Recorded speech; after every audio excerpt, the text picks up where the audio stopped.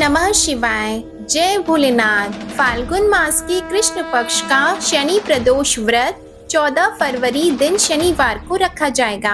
आप सभी को शनि प्रदोष व्रत की हार्दिक शुभकामनाएं। शनि प्रदोष व्रत के दिन माता पार्वती और भगवान शिव जी की पूजा के साथ साथ शनि देव जी की पूजा करने से भक्तों की सभी मनोकामनाएं पूर्ण हो जाती हैं। आज की इस वीडियो में मैं आपको सुनाने जा रही हूँ शनि प्रदोष व्रत की बड़ी ही दुर्लभ कथा। तो आप सभी भक्तजन इन कथाओं को बड़ी ही श्रद्धा और प्रसन्न चित्त मन से सुनिएगा। प्रेम से बोलिए भगवान शंकर की जय, माता पार्वती की जय। पौराणिक कथा के अनुसार प्राचीन समय में एक नगर में रहने वाला एक सेठ बड़ा ही धनवान था।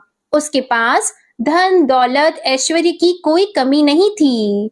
इतना धनवान होने के बाद भी वह सेठ बहुत दयालु था, क्योंकि उस सेठ के यहाँ से कभी भी कोई खाली हाथ नहीं लौटा था और वह खूब जी खोलकर दान भी करता था, ब्राह्मणों की आव भगत भी करता था।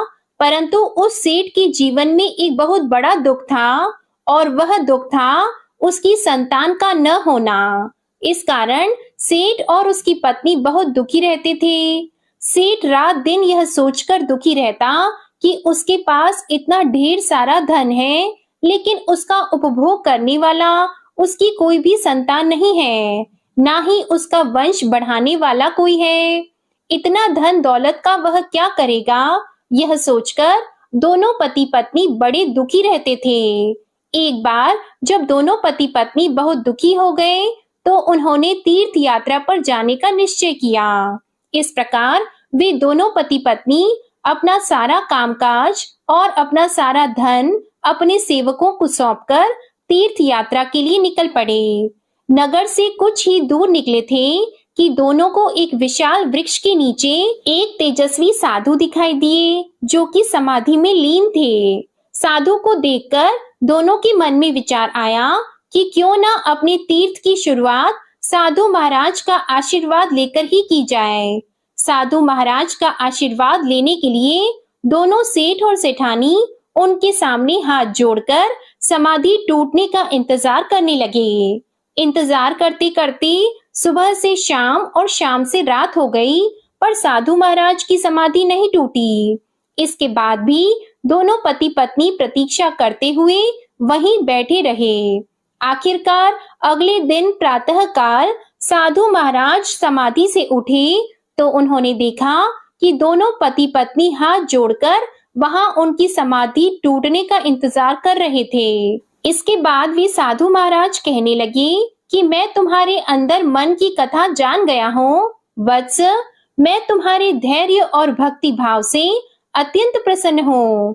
इसके बाद साधु ने उन्हें संतान प्राप्ति के लिए शनि प्रदोष व्रत के बारे में बताया और पूजा विधि भी बताई। साधु महाराज ने सेठ और सेठानी से कहा कि इस व्रत को तुम पति पत्नी मिलकर श्रद्धा और भक्ति भाव के साथ करो और सभी नियमों का पालन कर भगवान शिव और पूरे शिव परिवार की पूजा करो। साथ ही शनि देव की पूजा भी करना। इस व्रत के प्रभाव से तुम्हें संतान सुख अवश्य प्राप्त होगा।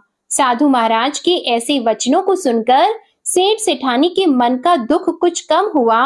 वे बड़े प्रसन्न होकर उनका आशीर्वाद लेकर तीर्थ यात्रा पर निकल पड़े। जब तीर्थ यात्रा पूर्ण हुई तो दोनों अपने घर लौटे। फिर उन्होंने साधु महाराज के कहे अनुसार शनि प्रदोष व्रत का पालन किया। इस व्रत के प्रभाव से सेठ जी के घर एक सुंदर बालक ने जन्म लिया। इस तरह जो भी भक्त नियम पूर्वक श्रद्धा और पूजा पाठ करता है और शनि प्रदोष व्रत के नियमों का पालन करता है, शनि देव और भगवान शिव उनकी सभी मनोकामनाएं पूर्ण करते हैं, उनके जीवन के सभी दुख दूर करते हैं। बोलिए शंकर भगवान की जय, शनि देव महाराज की जय। अब आप सुनिए भगवान शिव की कथा। बहुत समय पहले वाशकल नामक गांव में बिंदुक नाम का एक ब्राह्मण रहता था। वह अधर्मी, दुरात्मा और महापापी था। उसकी स्त्री बहुत सुंदर थी। उसका नाम चंचुला था। वह सदा उत्तम धर्म का पालन करती थी, परंतु बिंदुक वैश्यागामी था। इस तरह कुकर्म करते हुए बहुत समय व्यतीत हो गया। उसकी स्त्री काम से पीड़ित होने पर भी सधर्म नाश के भय से क्लेश सहकर भी काफी समय तक धर्म भ्रष्ट नहीं हुई, परंतु आगे चलकर वह भी अपने दुराचारी पति के आचरण से प्रभावित होकर दुराचारी और अपने धर्म से विमुख हो गई। इस तरह दुराचार में डूबे हुए उन पति पत्नी का बहुत सा समय व्यर्थ बीत गया। वैश्यागामी दूषित बुद्धि वाला वह दुष्ट ब्राह्मण बिंदुक समय अनुसार मृत्यु को प्राप्त होकर नरक में चला गया। बहुत समय तक नरक के दुखों को भोगकर वह मूढ़ बुद्धि पापी विंध्य पर्वत पर भयंकर पिशाच हुआ।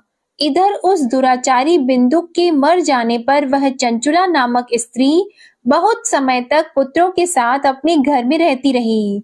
पति की मृत्यु के बाद वह भी अपने धर्म से गिरकर पर पुरुषों का संग करने लगी थी। सती विपत्ति में भी अपने धर्म का पालन करना नहीं छोड़ती। यही तो तप है। कठिन तो होता है लेकिन इसका फल मीठा होता है। एक दिन देव योग से किसी पुण्य पर्व के आने पर वह अपने भाई बंधुओं के साथ गोकर्ण क्षेत्र में गई। उसने तीर्थ के जल में स्नान किया और बंदी जनों के साथ यहाँ वहां घूमने लगी। वह एक देव मंदिर में गई। वहां उसने एक ब्राह्मण के मुख से भगवान शिव की परम पवित्र एवं मंगलकारी कथा सुनी। ब्राह्मण कह रहे थे कि जो स्त्रियां व्यभिचार करती हैं, वे मरने के बाद जब यमलोक जाती हैं, तब यमराज के दूत उन्हें तरह तरह से यंत्रणा देते हैं कि वे उसके कामांगों को तप्त लौह के डंडों से दागते हैं। तप्त लौह के डंडों से उसका संसर्ग कराते हैं। ये सारे दंड इतनी वेदना देने वाले होते हैं कि जीव पुकार पुकार कर कहता है कि अब वह ऐसा नहीं करेगा, लेकिन यमदूत उसे छोड़ते नहीं हैं। कर्मों का फल तो सभी को भोगना पड़ता है। देव ऋषि मनुष्य सभी इससे बंधे हुए हैं। ब्राह्मण के मुख से ये वैराग्य बढ़ाने वाली कथा को सुनकर चंचुला भय से व्याकुल हो गई। कथा समाप्त होने पर सभी लोग वहां से चले गए। तब कथा बांचने वाले ब्राह्मण देवता से चंचुला ने कहा, हे ब्राह्मण, धर्म को न जानने के कारण मेरे द्वारा बहुत बड़ा दुराचार हुआ है। स्वामी, मेरे ऊपर कृपा कर मेरा उद्धार कीजिए। आपके प्रवचन को सुनकर मुझे इस संसार से वैराग्य हो गया है। मुझ मूढ़ चित्त वाली पापिनी को धिक्कार है। मैं निंदा के योग्य हूँ। मैं बुरे विषयों में फंसकर अपने धर्म से विमुख हो गई थी। कौन मुझ जैसी को मार्ग में मन लगाने वाली पापिनी का साथ देगा? जब यमदूत मेरे गले में फंदा डालकर मुझे बांध कर ले जाएंगे और नरक में मेरे शरीर के टुकड़े करेंगे, तब मैं कैसे उन महायातनाओं को सहन कर पाऊंगी? मैं सब प्रकार से नष्ट हो गई हूँ, क्योंकि अभी तक मैं हर तरह से पाप में डूबी रही हूँ। हे ब्राह्मण, आप मेरे गुरु हैं, आप ही मेरे माता पिता हैं। मैं आपके शरण में आई हूँ। मुझ अबला का अब आप उद्धार कीजिए। इस प्रकार विलाप करती हुई चंचुला ब्राह्मण देवता के चरणों में गिर पड़ी। तब ब्राह्मण ने उसे कृपा पूर्वक उठाया और इस प्रकार कहा, नारी, तुम सौभाग्यशाली हो जो भगवान शंकर की कृपा से तुमने वैराग्यपूर्ण ये कथा सुनी है और कथा को सुनकर समय से अपनी गलती का एहसास कर लिया है। तुम डरो मत और भगवान शिव की शरण में जाओ। उनकी परम कृपा से तुम्हारे सभी पाप नष्ट हो जाएंगे। मैं तुम्हें भगवान शिव की कथा सहित वह मार्ग बताऊंगा जिसके द्वारा तुम्हें सुख देने वाली उत्तम गति प्राप्त होगी। शिव कथा सुनने से तुम्हारी बुद्धि शुद्ध हो गई है और तुम्हें पश्चाताप हुआ है तथा मन में वैराग्य उत्पन्न हुआ है। पश्चाताप ही पाप करने वाले पापियों के लिए सबसे बड़ा प्रायश्चित है। जो मनुष्य अपने कुकर्म के लिए प्रायश्चित नहीं करता, वह उत्तम गति प्राप्त नहीं करता, परंतु जिसे अपने कुकृत्य पर हार्दिक पश्चाताप होता है, वह अवश्य ही उत्तम गति का भागीदार होता है। इसमें कोई शक नहीं है। शुद्ध चित्त में ही भगवान शिव और माता पार्वती का वास होता है। वह शुद्ध आत्मा पुरुष सदा शिव के पद को प्राप्त होता है। इस कथा का श्रवण सभी मनुष्यों के लिए कल्याणकारी है, अतः इसकी आराधना और सेवा करनी चाहिए। हे ब्राह्मण पत्नी, तुम अन्य विषयों से अपने मन को हटाकर भगवान शंकर की इस परम पावन कथा को सुनो। इससे तुम्हारे चित्त की शुद्धि होगी और तुम्हें मोक्ष की प्राप्ति होगी।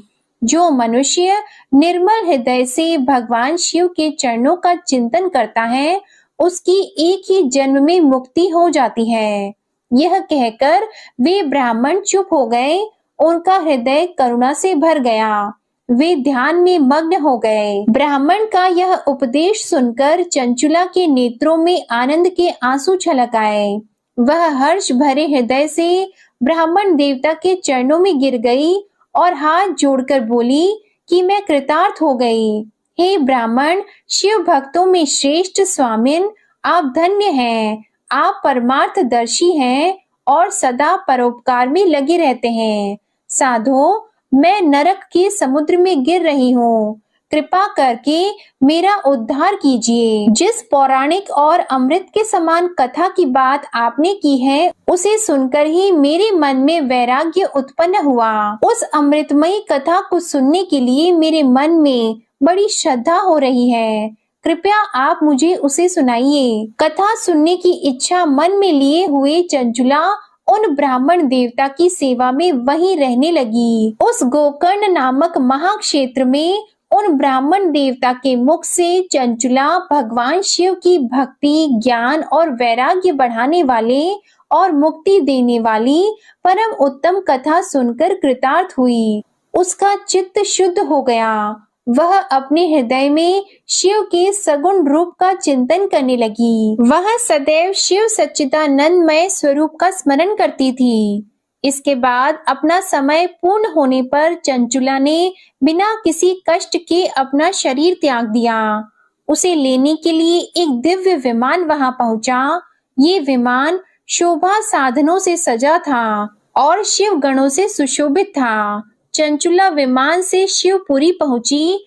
उसके सारे पाप धुल गए। वह दिव्य रूप धारिणी दिव्यांगना हो गई थी। वह गौरांगी देवी मस्तक पर अर्धचंद्र का मुकुट और अन्य दिव्य आभूषण पहने शिवपुरी में पहुंची। वहां उसने सनातन देवता त्रिनेत्रधारी महादेव शिव को देखा। सभी देवता उनकी सेवा में भक्ति भाव से उपस्थित थे। उनकी अंग कांति करोड़ों सूर्यों के समान प्रकाशित हो रही थी। 5 मुख और हर मुख में 3-3 नेत्र थे।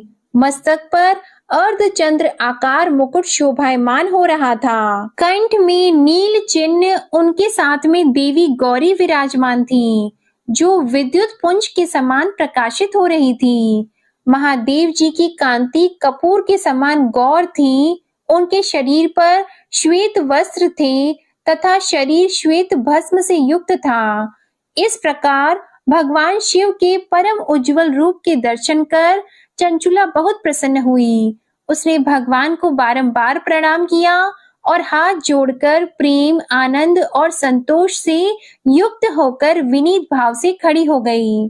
उसके नेत्रों से आनंद के आंसुओं की धारा बहने लगी। भगवान शंकर और भगवती गौरी उमा ने करुणा के साथ सौम्य दृष्टि से देखकर चंचुला को अपने पास बुलाया। गौरी उमा ने उसे प्रेम पूर्वक अपनी सखी बना लिया। चंचुला सुख पूर्वक भगवान शिव के धाम में उमा देवी की सखी के रूप में निवास करने लगी। एक दिन चंचुला आनंद में मग्न उमा देवी के पास गई और दोनों हाथ जोड़कर उनकी इस स्तुति को करने लगी। हे गिरिराज नंदिनी, स्कंद माता उमा, आप सभी मनुष्यों एवं देवताओं द्वारा पूजित तथा समस्त सुखों को देने वाली हैं। आप शंभु प्रिया हैं। आप ही सगुणा और निर्गुणा हैं। हे सच्चिदानंद स्वरूपा, आप ही प्रकृति की पोषक हैं। हे माता, आप ही संसार की सृष्टि, पालन और संहार करने वाली हैं। इस प्रकार सद्गति प्राप्त चंचुला देवी की स्तुति कर शांत हो गई। उसकी आंखों में प्रेम के आंसू उमड़ आए। तब शंकर प्रिया भक्त वत्सला उमा देवी ने बड़े प्रेम से चंचुला को चुप कराते हुए कहा कि सखी चंचुला, मैं तुम्हारी इस स्तुति से प्रसन्न हूँ, बोलो क्या वर मांगती हो। तब चंचुला बोली, हे गिरिराज कुमारी, मेरे पति बिंदुक इस समय कहाँ हैं, उनकी स्थिति कैसी है मुझे बताइए और कुछ उपाय कीजिए ताकि हम फिर से मिल सकें। हे महादेवी, मेरे पति एक शूद्र जाति वैश्या के प्रति आसक्त थे और पाप में ही डूबे रहते थे। गिरिजा बोली, बेटी, तुम्हारा पति बिंदुक पापी था, उसका अंत बड़ा भयानक हुआ। वैश्या का उपभोग करने के कारण वह मूर्ख नरक में अनेक वर्षों तक अनेक प्रकार के दुख भोगकर अब शेष पाप को भोगने के लिए विंध्य पर्वत पर पिशाच की योनि में रह रहा है और वह दुष्ट वहीं वायु पीकर रहता है और सब प्रकार के कष्ट सहता है।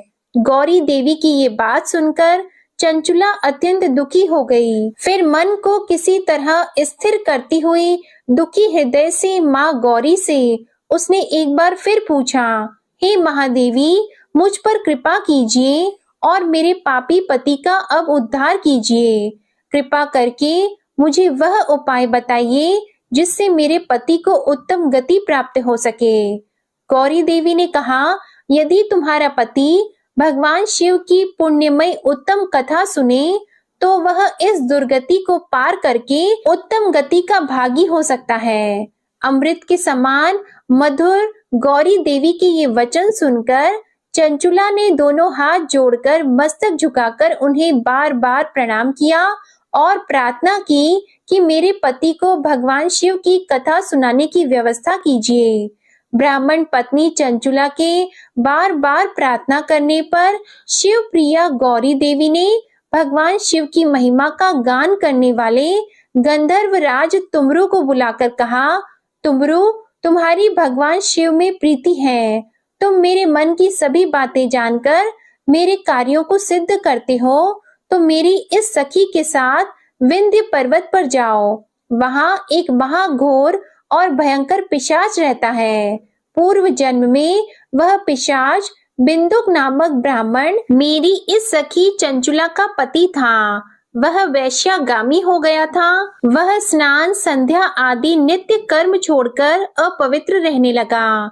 क्रोध के कारण उसकी बुद्धि भ्रष्ट हो गई थी। दुर्जनों से उसकी मित्रता तथा सज्जनों से द्वेष बढ़ गया था।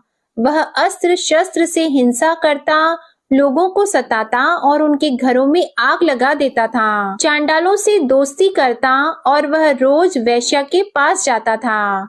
पत्नी को त्याग कर दुष्ट लोगों से दोस्ती कर उन्हीं के संपर्क में रहता था। वह मृत्यु तक दुराचार में फंसा रहा। मृत्यु के बाद उसे पापियों के भोग स्थान यमपुरी में ले गए। वहां घोर नरकों को सहकर इस समय वह विंध्य पर्वत पर पिशाच बनकर रह रहा है और पापों का फल भोग रहा है। तुम उसके सामने परम पुण्यमयी पापों का नाश करने वाली भगवान शिव की दिव्य कथा का प्रवचन करो। इस कथा के सुनने से उसका हृदय सभी पापों से मुक्त होकर शुद्ध हो जाएगा और वह प्रेत योनि से मुक्त हो जाएगा। दुर्गति मुक्त होने पर उस बिंदुक नामक पिशाच को तुम विमान पर बिठाकर भगवान शिव के पास ले आना।